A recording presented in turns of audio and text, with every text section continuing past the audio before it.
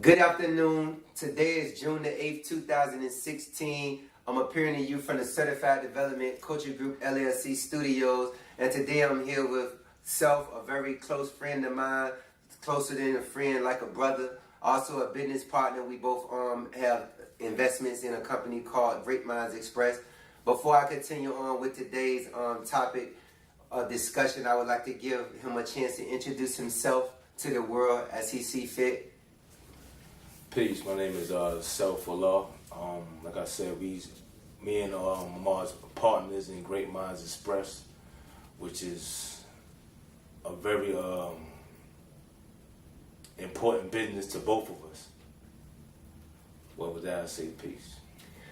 It is a very important business to both of us because pretty much this business was established not just with the purpose of establishing a financial means of income, because we already had other businesses going that allowed us to provide and take care of ourselves. One of the main goals for this business was to provide a means for to be able to bridge the gap between employment and unemployment going on in the felony community.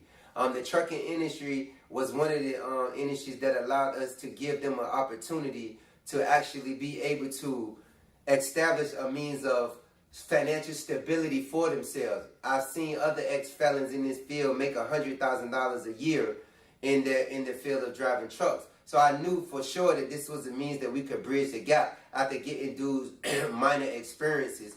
Because the experience of driving trucks, you're not just going to get a CDL and jump in someone's truck.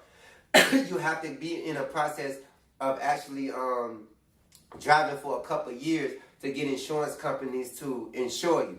So with that being said, me and Self, we came together and bridged the gap to create a means to get these guys started in employment. And with that, we also had a situation where now we're coaching individuals to not only drive trucks, but we're actually coaching them in curriculums that can actually awaken that coach that lies within. We just now finished going through one of the manuals that people actually have to go through when they first come into the Certified Development Coaching Group, LLC, in order to establish a certification with us as a non-productive cognition correction coach. In order to get that certification, you have to first become an empirical evidence coach in training. I'm going to ask Self, with us just going through the first manual entitled My School is called Life. Life represents an acronym that stands for Living in Future Enthusiasm.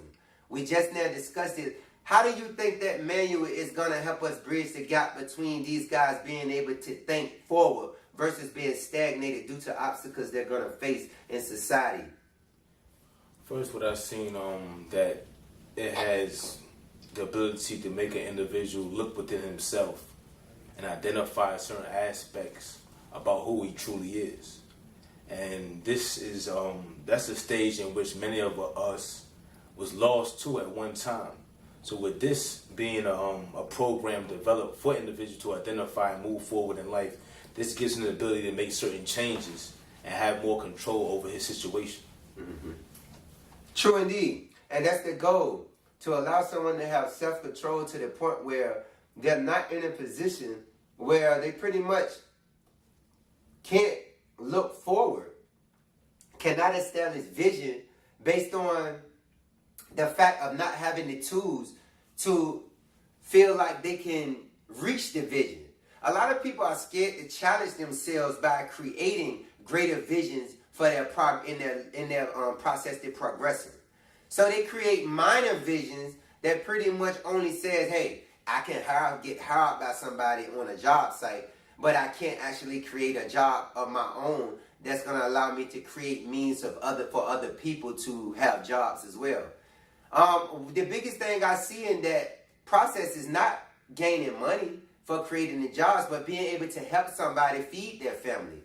Not only feed their family physical food, but feed their family mental food that's going to actually stimulate their sanity. A lot of people have been read to an insane state all because of not having the basics of employment. Not having the basics of employment has led to homelessness, has led to starvation. You name it, the list goes on and on. But with manuals that we use at this company, we're actually able to give people hope. And sometimes hope is the number one ingredient that's missing in order to get to your next 24. Where there's no hope, there's no desire to get to a 24. The next 24, meaning the next day. And we have to bridge the gap between this suicidal thinking and sanity. So with that said, how do you think that these manuals are going to be able to influence people prior to, witnessing what we're doing at this conference that's coming up on June 25th, 2016 in Richmond, Virginia? Basically, like I said, in regards to identification, once a person is able to identify the true value of who he is, he begins to see himself in a greater light. This is not an image that many people buy into. This is about self-identification, which many people buy into images. But it takes too much energy to live up to an image because it's not you. So we're showing you through these programs the true value of self, which is your true nature. Mm-hmm. True indeed. And we have to show you the true value of self because we know and understand that there's a lot of different type of schools of thought that's out there that's been pretty much established through imprecise language, or people didn't actually experience what they was trying to present to others. The unique thing about this study is that we have experienced what we're teaching. We don't really strive to teach things that we haven't experienced and engaged ourselves into. So it's necessary for us to practice and make practical the things that we're saying out of our mouth. Because anybody can just regurgitate some slick words back into the environment. But if you're not in practice and using them in a practical way to grow yourself, it's going to be very hard for you to reach people who's in a very, very low state of thinking and can't really identify with the higher languages that will raise their consciousness to a level where they can see forward. And I'm so glad to have a person like him on board with me because I've seen his development, him as well as myself, served time in prison and had to come back to society and rebuild our lives to a point where we had never even probably thought possible while being in the system or prior to going within the system of penitentiary. But as we went into that system and we came in contact with brothers of like minds like ourselves, we was able to actually reinvent our focus. And I think that it's a necessity to give back that education that we use to actually bridge the gap between us being able to become free and not incarcerated mentally. See, there's a freedom that's bigger than physical freedom. The freedom that's mental is the freedom that actually allows you to not become a physical resident, a physical resident in prison where you're looked at as a number, or meaning a state number. Because in prison, that's what you're looked at. You're counted daily. In fact, you're counted multiple times daily. And you must stand up for that count in most institutions to make sure that you're alive. You're counted like stock in a bond that's there for whatever purpose you're there for, whether it's to make a profit, whatever it means you define it as. You're counted daily, several times. I don't know no penitentiary or jail where you're not counted at least 3 to 4 times per day, and in some even more than that. So what do you reflect on in this moment when you think about how we met in prison, bro? I remember when we first met, basically we were still young in our development. And as we became separated and united again in a different institution, I seen the growth and how we was like more serious about our life, because it's a point in time that we know that we was approaching release from prison. And this is the stage where it's like a threshold that we get ready to cross. And we've seen so many individuals go through that threshold and return back, either in a worse condition or deceased, basically. They didn't have a chance to even come back to prison to even start over again. But when I seen how we met and what we was doing and how we was about progress, educating ourselves, being productive, we was basically, it wasn't really a prison for us then. It was mainly a place of development. So we took the time out to develop ourselves so that we could utilize our tools to be effective once we are released back into society. So what we did was kept ourselves informed about what was going on, and we educate ourselves accordingly. This will help us to stay above the average, because many individuals, they get caught up in the fashion on how to keep up with that aspect. But the thing is, we was away from that for a period of time, so that shouldn't have been our focus, and it wasn't our focus. So what we did, like I said, we kept educating ourselves properly, which was the suitable education for us to be out here and utilize prison as something to reflect back on, to see our growth and development years, months, and days now that we still out here progress. True indeed. Yeah, I'm telling you, I couldn't be sitting here today with a more informative individual. And I say individual in the sense where I know we are one, but individual in the sense where it could be another person sitting here that I'm communicating to you all with. I couldn't ask for a better person to be sitting here with me, even though I have some other great people in my life. This brother is very passionate about education, which is one of the reasons why I will always choose to keep him on board with me. I can even reflect back to a time when we was in the prison and we was holding class. We used to have classes where we obligate other people, everybody that attended that class had to take the responsibility of educating themselves on a particular topic or subject that was able to be added on to and brought back to the classroom in order to grow the consciousness of the individuals who was helping them grow.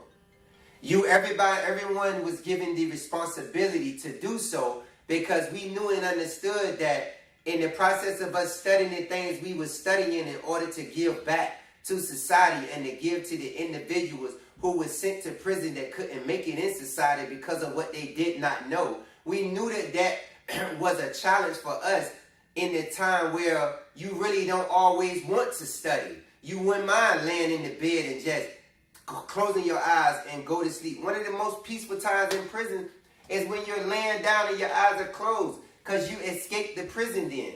But we had to get up and open our eyes and look at books. So we gave the responsibility for each individual who attended this class we created within those walls. And I'm thankful for that class, because it still exists to this day. And it's a lot of brothers that's going through the system that's coming in contact with what's left behind. And they're able to move forward and help their lives based on what was established during those times. So it lets me know it wasn't a waste. But my point is, there was a time when we gave a brother assignment and he did not come through and with his responsibility. I laugh about it to this day. Self was mad because he didn't hold on to his responsibility and of bringing something back to the table. I was also disappointed in the individual. But however, what I did understand about this individual, because I knew him when self didn't know him, is that he was kind of reluctant due to his shyness about speaking in front of people. So he had studied, but he didn't want to present it because he didn't want to come in front of people who were so serious about education, because he thought he might say something wrong. It was no wrong answer to what we was building on. What we was building on was growth. That's it. We wanted growth. The fact that you see he would have stood up and challenged himself would have had grew him is why he got so upset, because he was conscious of this. And I knew at that moment that this person did not take knowledge for granted. So when I'm putting somebody in front of the world, I'm putting people in front of the world that I know are able to take on this challenge. He's one of the people who's able to take on this challenge with the capability of actually not misleading people. He's a good leader, you know, and I give him much respect for his passion to want to lead. So on June 25th, 2016, you'll witness this brother in front of a crowd of hundreds of people, possibly thousands, that's coming out to witness this conference because they know that this conference is going to rebuild the minds of their loved ones who they're hurting behind because they can't function in society. They're dysfunctional when it comes to employment. They're dysfunctional when it comes to housing and fair housing. They don't know the means to actually bridge these gaps because it's not been introduced to them.